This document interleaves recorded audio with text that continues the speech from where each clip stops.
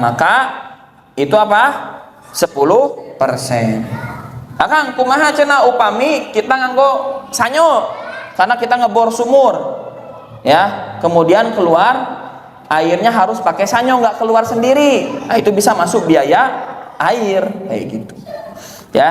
Nanti kita bedah lagi pendapatnya gimana nih kalau pakai airnya air sanyo begitu ya.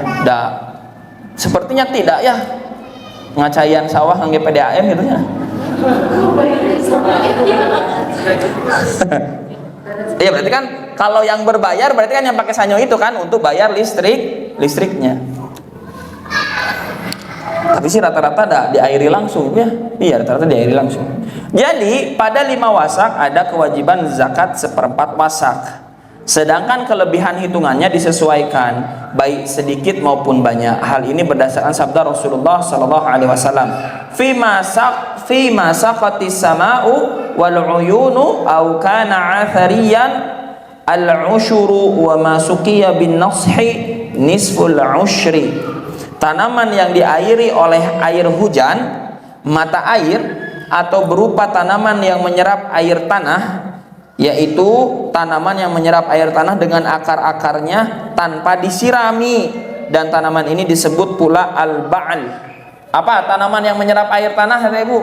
Nggak perlu disiram, dia hidup. Kaktus ya, kaktus kan di padang pasir kan menyerap, wah air teh ke bawah banget sampai di dalam batang kaktus nanti ada airna di film kartun mah gitu ta. Duka sainsnya mah ya, Teh Ibu mungkin yang lebih tahu. Maka zakatnya 1/10, sedangkan yang diairi dengan penyiraman zakatnya 1/20. Artinya kalau yang diairi itu 10%, kalau yang airnya berbayar 5%, kalau yang airnya alami 10%. Nah gitu mudahnya ya. Catatan di sini ada catatan. Orang yang mengairi tanamannya sesekali dengan alat dan sesekali tanpa air atau dengan air hujan, maka kewajiban zakatnya ialah 7,5%. Demikianlah pendapat para ahli ilmu. Ibnu Qudamah berkata, saya tidak mengetahui adanya perbedaan pendapat mengenai hal ini. Jadi kalau pakai air yang berbayar juga ya, tapi sesekali juga pakai air hujan, air yang mengalir dengan sendirinya, maka zakatnya menjadi 7,5%.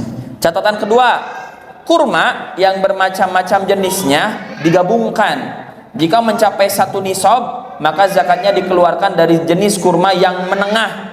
Jadi tidak tertentu harus mengeluarkan kurma yang baik atau yang buruk. Nah, jadi misal kata Ibu nih punya kebun kurma 1 hektar di mana, di Taif misalkan gitu ya.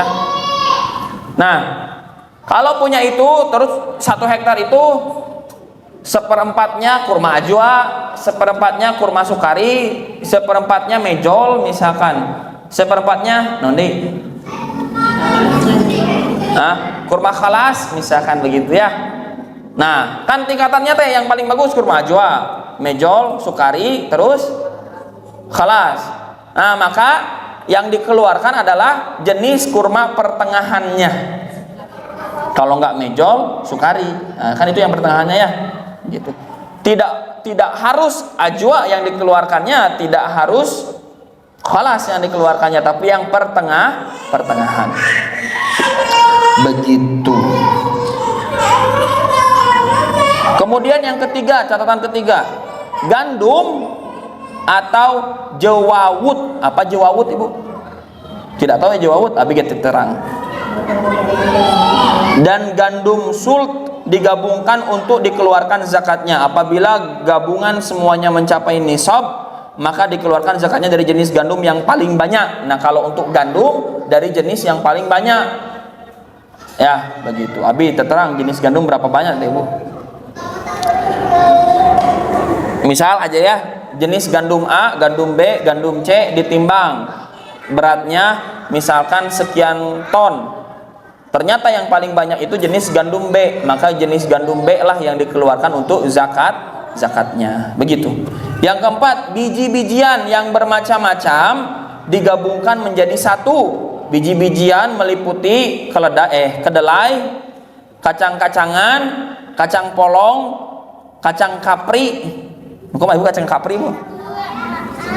Kacang kapri yang kayak gimana, Bu?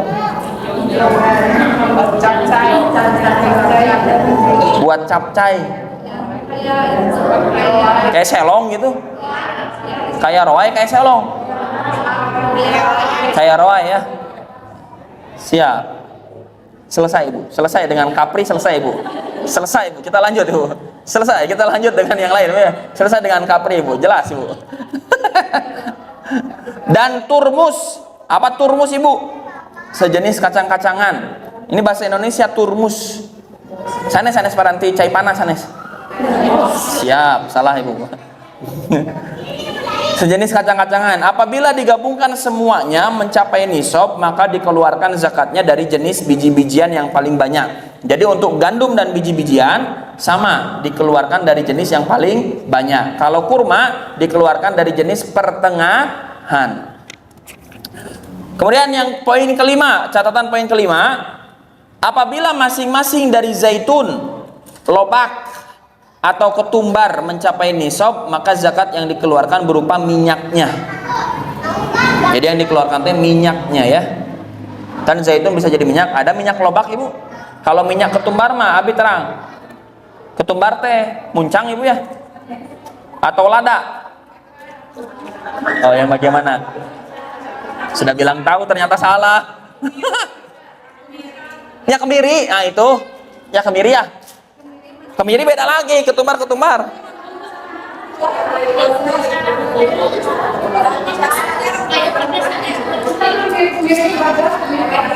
Ikhtilaful ulama.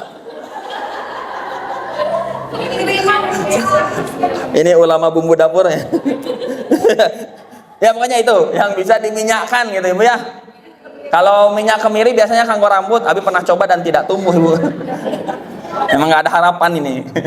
Yang keenam, macam-macam anggur digabungkan menjadi satu.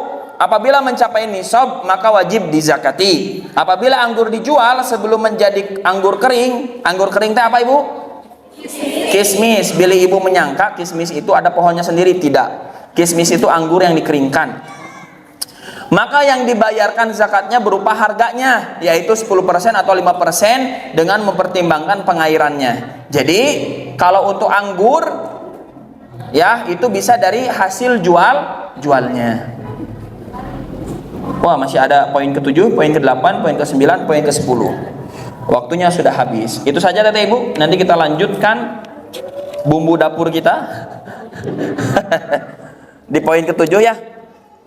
Wah, enakan yang terbitan Ummul Qura ininya, bahasanya lebih simpel. Jazakumullah khairan, barakallahu fikum. Mudah-mudahan ilmu yang didapat hari ini bermanfaat.